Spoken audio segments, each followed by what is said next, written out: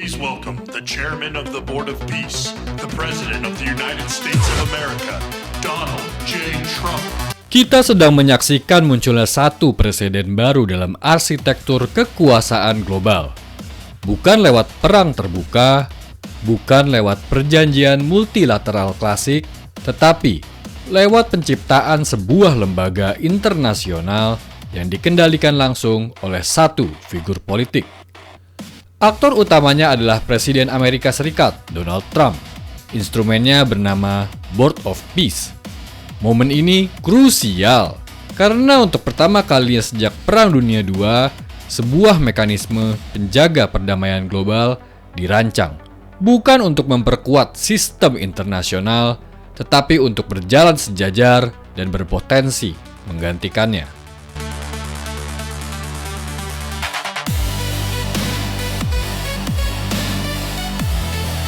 Gagasan awal Board of Peace muncul dari konteks pasca Perang Gaza.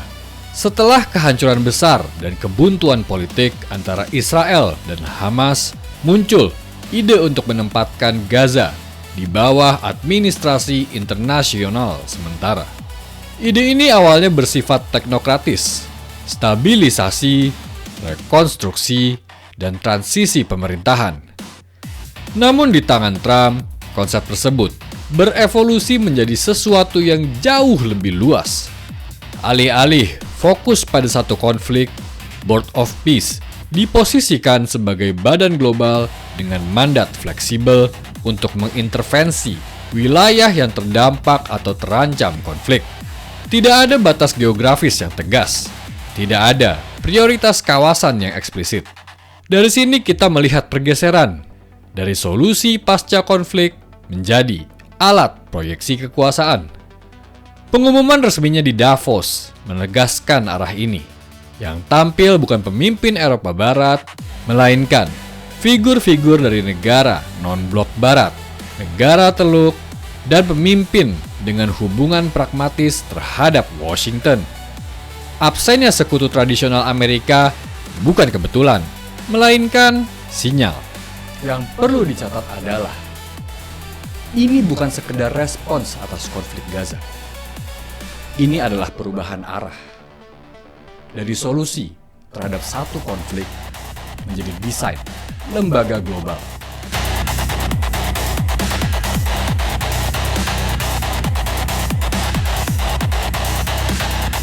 Aktor sentralnya jelas, Donald Trump.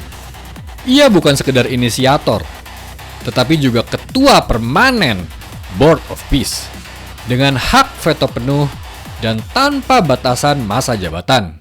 Di bawahnya terdapat lingkaran dalam yang familiar, pejabat tinggi Amerika Serikat, utusan khusus Timur Tengah, dan figur politik yang loyal secara personal bukan institusional. Di luar itu terdapat dua lapisan keanggotaan. Pertama, negara-negara yang memiliki kepentingan langsung di Gaza dan Timur Tengah, negara teluk, Mesir, Yordania, Turki. Kedua, negara-negara yang tidak memiliki kepentingan langsung, tetapi melihat nilai strategis dalam kedekatan politik dengan Trump, termasuk beberapa negara Amerika Latin dan Asia Tenggara. Sementara itu, aktor yang memilih absen juga penting. Negara-negara Eropa Barat, Jepang, India, dan sebagian demokrasi mapan menahan diri. Kepentingan mereka berbeda. Stabilitas sistem internasional jangka panjang lebih bernilai dibanding akses jangka pendek ke satu pusat kekuasaan. Jika kita lihat siapa yang hadir dan siapa yang absen, kita dapat melihat peta kepentingannya. Ini bukan soal moral. Ini soal akses dan posisi tawar.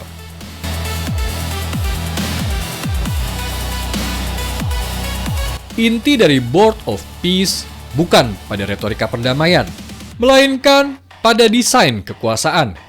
Mekanisme pertamanya adalah sentralisasi keputusan. Tidak seperti PBB yang berbasis konsensus, voting, dan prosedur berlapis, Board of Peace menempatkan interpretasi piagam di tangan satu orang. Ini menghilangkan friksi birokrasi, tetapi sekaligus menghapus checks and balances. Mekanisme kedua adalah pay to participate. Keanggotaan sementara bersifat standar, tetapi keanggotaan permanen mensyaratkan kontribusi finansial sangat besar yang dibayarkan ke dana yang tidak dikelola secara multilateral. Tidak ada kerangka audit yang jelas. Secara praktis, ini mengubah keanggotaan menjadi bentuk kontrak politik, bukan komitmen normatif. Mekanisme ketiga adalah akses. Negara yang bergabung memperoleh jalur langsung ke pusat pengambilan keputusan Amerika Serikat. Dalam dunia di mana sanksi, tarif, dan izin perdagangan bisa berubah cepat, akses semacam ini bernilai tinggi. Bagi banyak orang, Board of Peace berfungsi sebagai asuransi politik terhadap ketidakpastian kebijakan Washington. Namun mekanisme ini juga menciptakan ketergantungan. Semakin besar investasi politik dan finansial suatu negara, semakin sulit bagi negara tersebut untuk keluar tanpa menanggung biaya reputasi dan diplomatik. Di titik ini, kita harus berhenti melihat narasi perdamaian. Yang bekerja di balik layar adalah narasi kekuasaan. Siapa yang menentukan? Siapa yang bayar? Siapa yang patuh?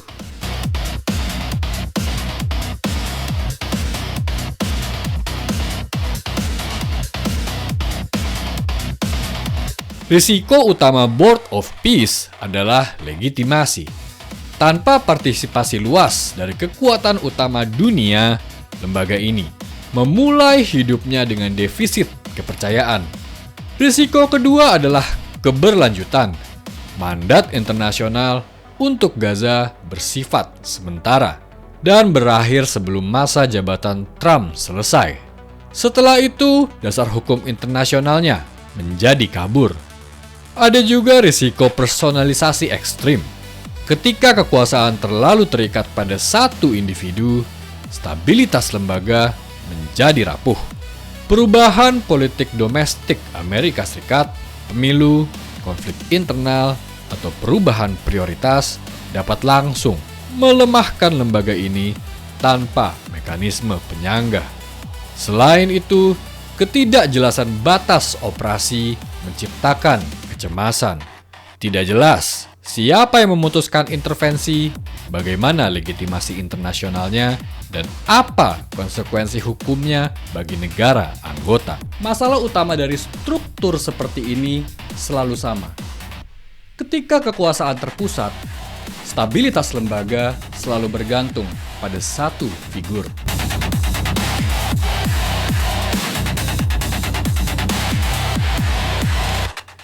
Secara global, Board of Peace berpotensi menggeser pusat gravitasi diplomasi dari PBB ke forum alternatif berbasis kekuatan. Ini tidak membubarkan PBB, tapi secara perlahan mengosongkan fungsinya. Dana, perhatian, dan keputusan strategis dapat berpindah ke lembaga yang lebih sempit dan lebih terkendali. Di tingkat regional, kehadiran Board of Peace memperumit kalkulasi keamanan. Negara-negara tetangga konflik harus mempertimbangkan bukan hanya hukum internasional, tetapi juga preferensi politik Washington versi Trump. Ini menciptakan lapisan ketidakpastian baru dalam pengambilan keputusan. Board of Peace tidak perlu menggantikan PBB untuk menjadi berbahaya bagi sistem internasional. Cukup dengan menarik perhatian, dana, dan keputusan untuk keluar dari sana.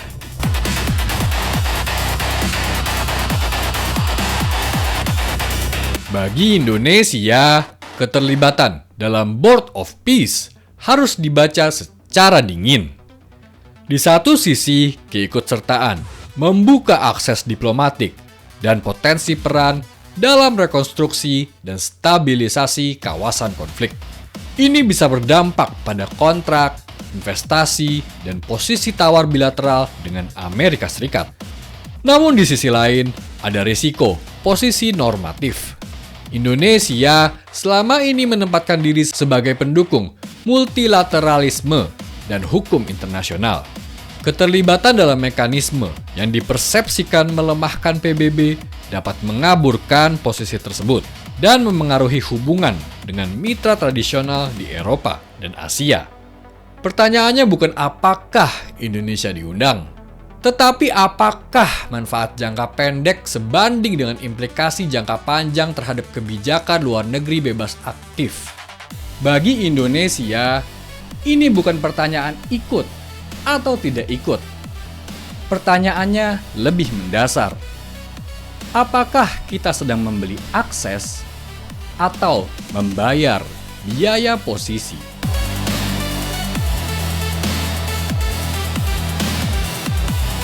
Board of Peace bukan sekedar lembaga perdamaian. Ia adalah eksperimen kekuasaan. Mekanismenya sederhana. Sentralisasi keputusan, monetisasi akses, dan personalisasi otoritas.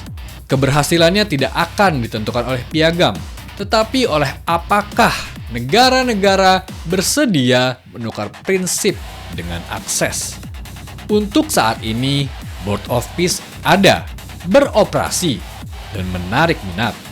Namun masa depannya bergantung pada satu variabel utama. Apakah dunia bersedia menerima bahwa perdamaian global dapat dikelola seperti kontrak politik? Board of Peace adalah eksperimen kekuasaan. Hasil akhirnya belum ditentukan. Terima kasih telah menonton Peta Kuasa. Ikuti terus episode-episode berikutnya karena kekuasaan selalu berubah, namun hukumnya tetap sama.